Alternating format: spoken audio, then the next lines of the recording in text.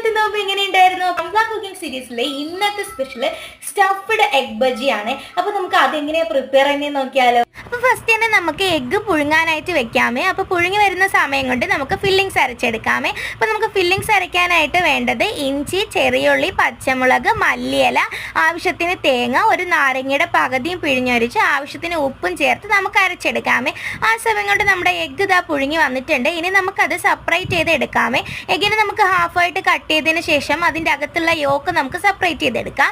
എടുത്തതിന് ശേഷം നമ്മൾ അരച്ച് വെച്ചിരിക്കുന്ന ഫില്ലിങ്സിലോട്ട് നമുക്ക് എഗ് യോക്കും കൂടെ ചേർത്ത് നല്ലപോലെ മിക്സ് ചെയ്ത് എടുത്തു കഴിഞ്ഞാൽ നമ്മുടെ ഫില്ലിങ്സ് റെഡിയായേ. വീഡിയോയിൽ കാണുന്ന പോലെ എഗ് വൈറ്റിൽ നമുക്ക് ഫില്ലിങ്സ് സെറ്റ് ചെയ്തെടുക്കാം. ഇനി നമുക്ക് മുക്കിപ്പൊരിക്കാനുള്ള മാവ് തയ്യാറാക്കി എടുക്കാം. മൈദാമാവ്, കടലമാവ്, ഉപ്പ്, മുളക് പൊടി, പെരിഞ്ചീരകപ്പൊടി, കായവും വെള്ളവും ചേർത്ത് ബാറ്റർ സെറ്റ് ചെയ്തെടുക്കാമേ. ഇനി നമുക്ക് ഓരോ എഗ്ഗും നമുക്ക് ഈ ബാറ്ററിൽ മുക്കി നമുക്ക് എണ്ണയിൽ ഫ്രൈ ചെയ്തെടുക്കാം. ഇപ്പോൾ നമ്മുടെ ടേസ്റ്റി ആയിട്ടുള്ള സ്റ്റഫ്ഡ് എഗ് ബജി റെഡി ആയിട്ടുണ്ട്. സീരിയസ്ലി